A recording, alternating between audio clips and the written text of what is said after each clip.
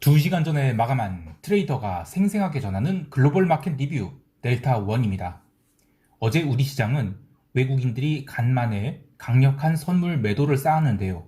특히 홍콩 시장이 강력한 반등을 하는 상황에서도 베이시스를 계속 악화시키면서 매도를 하였고, 그렇게 우리 시장이 마감하고 나서 유럽 시장도 순차적으로 급락이 시작되고 하락 분위기가 미국 세션까지 연결되는 등 순식간에 시장이 꺾여버리고 말았습니다. 시장 하락이 트리거가 무엇인지, 우리 시장은 과연 반발 매수가 들어올 수 있는지 등을 살펴보도록 하겠습니다. 먼저 아시아 세션 갑니다. 우리 시장은 약 보합 출발 후 빠르게 409선을 깨자 시장 참여자들이 일시적으로 당황하면서 고민을 좀 하였는데, 거의 6거래일 연속으로 410선 내외에서 움직였기 때문에 여기서 과연 받아야 할까 말까를 초반에는 고민을 했던 것 같아요. 그런데 그것이 옵션 가격에 반영되어 처음에는 변동성이 또 빠르게 죽는 일이 있었죠. 하지만 9시 25분부터 외국인들이 선물 매도가 조금씩 증가하면서 선물이 408선을 깨고 내려가기 시작했는데요. 그때 현물 시장은 상당히 버텼지만 이 워낙 선물 매도의 압력이 강력해서 백오데이션이 무려 1포인트를, 마이너스 1포인트를 넘기기도 했습니다. 그리고 9시 30분부터는 강력한 백오데이션을 하루 종일 유지한 채 지수를 끌어내려서 406선까지 밀어버렸는데, 그렇게 오전에 406선에서 첫 번째 바닥을 찍고 반등하는 과정에서도 백오데이션은 풀리지가 않았습니다. 어제까지만 해도 시장이 갑자기 콘텐코로 돌아서면서 410선을 지지하고 위쪽으로 도는 게 아닌가 싶었는데, 오늘은 이번을 들어서 가장 강력한 백오데이션이 나오면서 시장을 끌어내렸는데요. 정말 걱정되는 것은 개인이 어제에 이어서 오늘도 옵션 시장에서 강력한 상방 포지션을 쌓았죠. 기관들은 초반에는 콜옵션 매도 위주로 옵션을 팔면서 시장이 조정을 따라갔는데, 오후장 들어서 시장이 레벨 다운을 하자 기관들이 풋옵션을 아예 순매수로 전환해버립니다. 외국인은 초반부터 양옵션 매수를 또 누적해 갔는데, 덕분에 오늘은 극외가격인 풋 360 같은 것도 옵션이 따블이 나는 등 변동성 스마일이 생기기 시작했습니다. 하루 종일 외국인들은 선물을 1조 2천억에 가깝게 매도를 하였고, 기관들은 콜옵션 매도를 하면서 델타를 쫓아갔는데, 반대로 개인들은 선물 시장에서는 5천억 넘게 그대로 매수에 물려버렸고, 옵션 시장에서는 더욱 강하게 매수에 물렸습니다. 이렇게 되면 참 답이 없는 상황이 되죠. 지난 2분기에 외국인들은 선물 베이시스를 강력하게 당기면서 시장에서 롱 대응을 하거나, 반대로 선물을 아주 강력하게 백오데이션을 주면서 숏 대응을 했는데, 워낙 현물 시장에서 개인이 현물 매수세가 강하게 들어오는 바람에 제대로 이익을 내고 포지션을 청산한 적이 저는 거의 없다고 보고 있어요. 그런데 수요일이 한국 시장이 과연 외국인이 바람대로 추가 하락을 할 수 있을지, 또는 추가 하락을 하게 되면 어느 정도 레벨까지 내려갈 수 있을지 여러 가지 생각이 듭니다만, 기본적으로는 개인이 대응이 좀 중요하다고 봐요. 개인이 계속 현물 매수를 이렇게 또 늘린다라고 하면 시장이 또 과연 계속 내려갈 수 있을까, 이런 생각이 들거든요. 그리고 어제 야간 선물에서 이 401선까지 내려가는 데다가 미국 시장이 죄다 전저점을 터치한 상태죠. 그래서 우리 시장도 일단은 400포인트는 구경시켜줄 가능성이 커요. 게다가 방금 발표된 마이크론 실적과 어닝 가이던스가 아주 우울하게 나왔어요. 그럼 이런 이제 우리 시장이 추가 하락이 나올 수 있는 부분인데, 그렇다고 해서 과연 400포인트를 과연 깨고 계속 내려갈 것인가? 이거는 저는 좀 아닐 수 있다고 봐요. 그래서 개인이 어떻게 액션을 취하는지, 그리고 선물 시장에서 개인이 한 5천억 정도 매수에 물렸는데 이것을 잘 털고 나갈 수 있을 것인지, 요거를 좀 체크를 하면서 변동성 확대에 대비하도록 해야 되겠습니다. 더 자세한 대응 전략은 총평 때 이야기를 하기로 하고요. 유럽 세션 갈게요.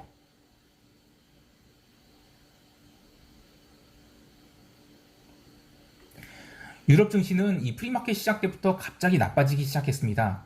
이미 아시아 세션에서 천연가스 가격, 기름값 이런 거 다 폭등을 해서 유럽 세션에서는 가스 가격이 6% 이상 또 상승을 한 등 아주 난리가 아니었죠. 브렌트 기름도 79.95달러를 기록했는데요. 그러면서 미국 10년 국채 선물도, 또 그리고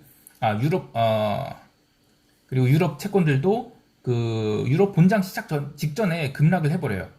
10년으로 무려 1.54%까지 상승을 했는데, 그런데 뉴스에서 계속 떠드는 것과는 달리 금리 상승 속도는 아직까지는 저는 가속도가 붙었다고 생각되지는 않아요. 그리고 유럽 증시는 그렇게 원자재들이 처음에 피크를 찍은 가격에서 내려오기 시작했음에도 불구하고 반등을 하지 않고 계속 내려갔거든요. 자, 그러면 유럽 증시 하락이 원인을 어디에서 찾을 수 있을까라는 생각을 해보면 시장이 주변의 리스크들을 조금씩 인정하기 시작한 게 아닌가라는 생각합니다. 어제까지만 해도 저는 시장이 주변의 리스크들을 인식하지 않고 있다라고 애써 좀 무시하고 있다라는 얘기를 했었는데 이젠 그게 아니죠. 가장 큰 이슈는 금리 이슈인데요. 금리는 한 번 추세를 타면 다음 레벨 자리까지는 빠르게 이동하게 됩니다. 지금까지는 이 금리 상승 속도에 둔감했다고 보면 이제는 리스크로 받아들이기 시작했다고 봐요. 그리고 언론에서도 조금씩 이 컨벡시티 해칭 수요가 생기고 있다는 이야기를 하고 있는데 아마 이거 구글 검색해 보시면 올해 그 초에 금리가 아주 텐트럼 겪을 때 그때도 컨벡시티 해칭 수요 얘기가 나왔어요. 그러니까 이 장기물에 대해서 좀 매도를 좀 많이 쳐야 되는 그런 수요인 거죠. 그리고 올해 초에 이제 금리가 빠르게 올랐을 때를 생각해 보면 여전히 10년물 국채는 하락할 룸이 넉넉히 남아 있어요. 근데 그때의 기름값을 생각해 보면 그때 텍사스 기준 기름값이 66달러 선이었습니다. 근데 66달러 후반이었죠. 근데 지금은 75달러 선이에요. 그러니까 금리 상승이 룸은 더 남아 있는데 주요 원자재 가격은 이미 연초 금리 고점을 기록하던 시기 가격을 한참 더 넘겨버렸죠. 그러면 원자재 가격은 충분히 추가로 상승할 수 있다는 이야기가 돼요. 인플레이션이 현실화된 거죠. 이런 것들이 갑작스럽게 증시에 반영되지 않았을까라는 생각을 해봐요. 이렇게 유럽 세션 시작하자마자 스위스 증시부터 시작해서 증시가 반등 없이 처음 2시간 동안 하락을 무려 1% 넘게 밀어버려요. 그리고 스위스 증시는 9월 초에 그 첫 번째 하락한 저점, 거기를 모조리 깨버리는 하락이 나옵니다. 이후에도 장중에 거의 반등을 하지 못하고 하루 종일 뭉갰는데요. 다만 이제 미국 세션 시작되면서 유럽 증시는 추가 하락을 하지 않았다는 거, 요게 뭐 특징이라면 특징일 수 있겠습니다. 상품 시장은 참 다이나믹한 하루였죠. 천연가스와 기름이 아시아 세션에서 계속 오르다가 유럽 세션 중반에 드디어 고점을 형성하고 밀리기 시작해서 미국 세션 들어와서는 조금씩 이익 실현들이 나오기 시작하면서 긴 윗꼬리를 달았는데 그럼에도 불구하고 끝까지 종가 저가의 음봉이 나온 것이 아닌 장중에 강한 반등이 여러 차례 나오면서 이번 상승 추세가 이 한 방에 끝날 일이 아니다라는 걸 보여주었어요. 골드는 아시아 세션 후반에서 급락이 나오긴 했지만 옵션 만기로 정작 본장에서는 하루 종일 그냥 와리가리 하면서 1740달러 공방으로 끝났다라고 할 수 있겠는데요. 전반적으로 이 상품 시장은 기존에 달렸던 종목 중심으로 조정이 나오긴 했지만 그래도 나머지는 참 강했다라고 할 수 있겠습니다. 자, 이제 미국 세션 갈게요.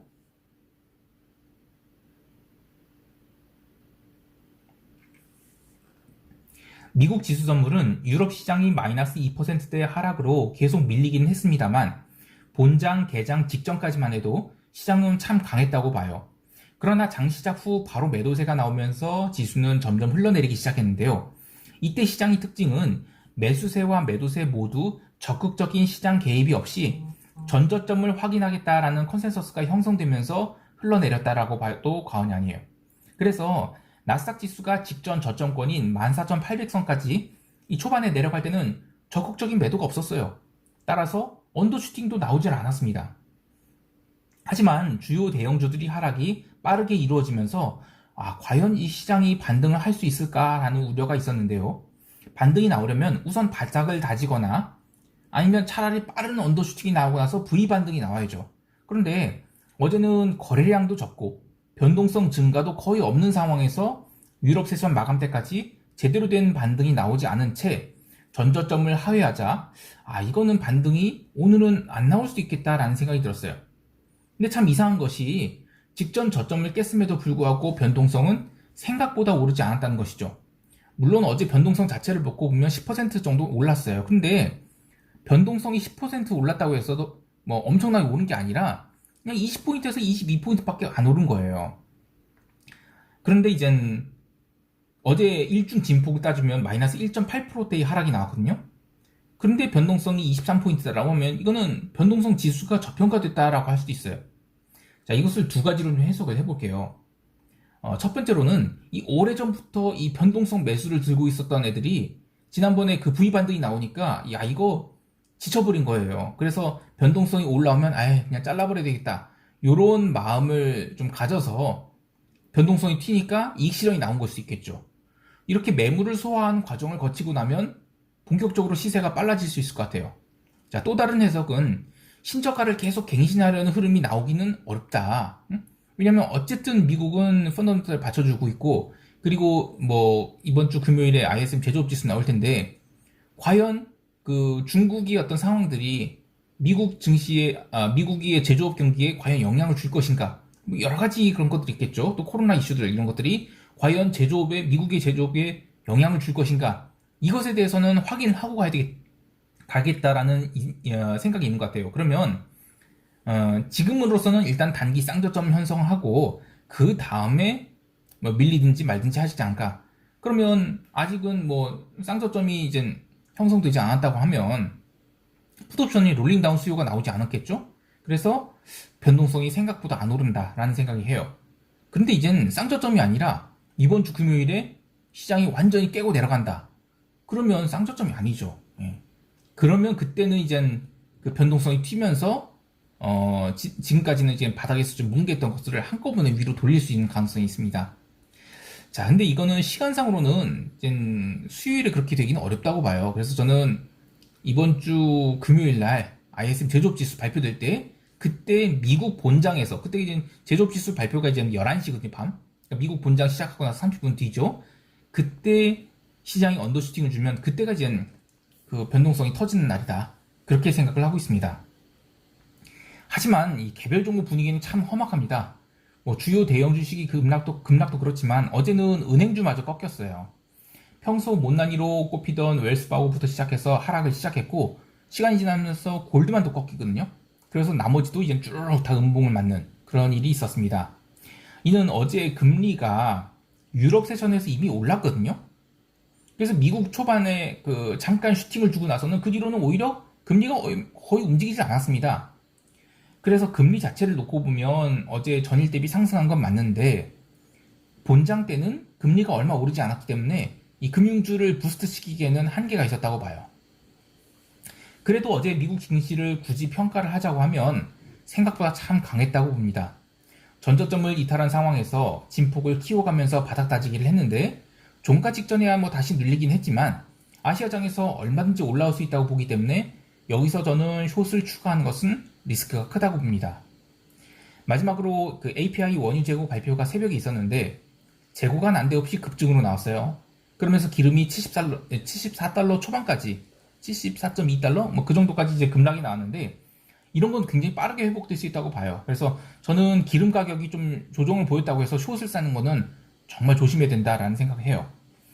수요일 밤에 이 원유 재고 발표에 시장이 어떻게 반응할지 보고 나서 그 다음에 대응을 해도 된다고 보는데 기본적으로 방향성은 롱으로만 대응하자 이렇게 생각하고 있습니다. 자, 이제 시장 총평하면서 대응 전략 이야기할게요.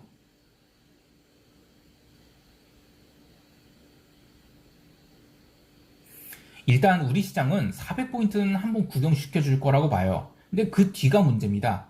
홍콩 옵션 만기를 앞두고 어제 과도한 상승이 있었으니까 이 홍콩이 그 오후장 상승이 있었지만 이제 홍콩이 오후장의 상승폭을 거의 다 반납시키거든요. 그래서 이제 홍콩 세션이 열리는 내일 그 수요일 날 그 오전 10시 15분 그때는 아마 시장이 조금 눌리지 않을까 생각을 합니다. 그런데 연속적인 방향성, 그러니까 매도가 나오기는 어렵다고 봐요. 그래서 올라오면 매도를 쌓긴 해야 되겠지만 매도를 쌓을 시간 구간대가 어딘지 그리고 가격대는 어딘지를 고민을 좀 해야 되는데 그래도 저는 최소한 콜옵션에서 커버링이 좀 나와야 매도를 쌓는 게 편하지 않을까라는 생각을 해요. 그래서 커버링 나오기 전에는 섣불리 콜 매도를 뭐 세게 쌓는 일은 없도록 해야 되겠습니다. 또한 400포인트 이하로 내려가게 되면 콜 매도는 웬만하면 전 자제하는 게 좋다고 봐요. 신저가를 갱신하는 과정에서는 옵션 가격이 죽지를 않고 또 이번 물에 400포인트 이하로 내려가게 되면 등가격 풋옵션부터 환매 시세가 차례차례 나오게 되겠죠. 그러면 하락을 나올 수 있어요. 그러면 옵션 가격은 웬만해서는 빠지지 않습니다.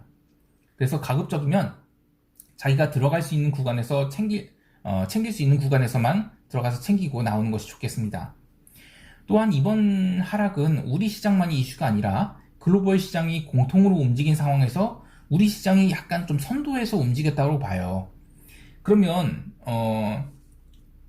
그리고 또 이제 현물 시장에서는 외국인이 좀 중립 상태입니다. 외국인이 현선물 스위칭, 그러니까 현물을 팔고 선물을 사는 그런 상황이 나오기 전에는 외국인 중심의 바닥은 형성되기 어렵다고 생각합니다. 지난 여름까지 있었던 개인들이 반반 매수가 강하게 들어올 경우에 그때는 외국인들이 선물을 꺾을 수 있어요. 근데 만약에 개인들이 반반 매수를 안 한다? 그러면 생각보다 좀 시세가 더 나올 수 있겠죠. 그래서 베이시스 변화를 잘 관찰하면서 외국인들이 선물 포지션이 어떻게 변한지를 잘 관찰하고 대응을 해드리겠습니다. 해외 시장에 대해서는 여전히 원자재에 대해서 롱 관점을 유지합니다. 유가는 계속 매수 관점 보고 있고요. 구리도 마찬가지로 매수 관점으로 보고 있습니다. 채권 시장에 대해서는 금요일 ISM 제조업 지수 발표가 좀 기점으로 보는데 그때 채권이 강력하게 부러지면 저는 금요일 가서는 좀 채권 매도를 조금 줄일 생각을 해요. 이번 주에 제가 채권 매도를 쌓을 기회가 좀 있을 거라고 생각했는데 전혀 없었거든요. 특히 이제 어제 시장이 좀 급락을 하면서 금융주도 어제 하락을 하면 좀 반등이 좀 나와야 된다고 해서 생각을 했는데, 그러니까 채권 반등이, 근데 어제도 채권 반등이 전혀 나오질 않았어요. 그래서 이번에 채권 매도를 쌓은 것은 지난주에 쌓은 것으로 만족해야 될 것 같고, 그래서 이번 주 금요일에 지표에 대한 반응으로 채권이 뭐 급락을 한다. 그러면 저는 좀 채권을 좀 줄일 생각입니다. 근데 혹시 그 전에라도 채권이 뭐 정신 못 차리고 올라온다. 그러면 그때는 채권 콜 매도로 대응할 생각입니다. 시장이 갭으로 움직일 때는 참 리스크 관리를 잘해야 돼요. 특히 이제 코스피 시장에서 우리 시장이 좀 선도해서 움직인다라는 생각을 하고 있기 때문에 리스크 관리를 특별히 더 잘 하시기 바랍니다. 즉, 오늘 내가 포지션 잡은 게 혹시 잘못 걸려서 이제 뭐 오버나이스 한다 하더라도 리스크가 적을 것인지 그것을 생각하고 대응해야 된다는 것이죠. 오늘도 성공 투자하시길 바라고요. 이상 델타원이었습니다. 감사합니다.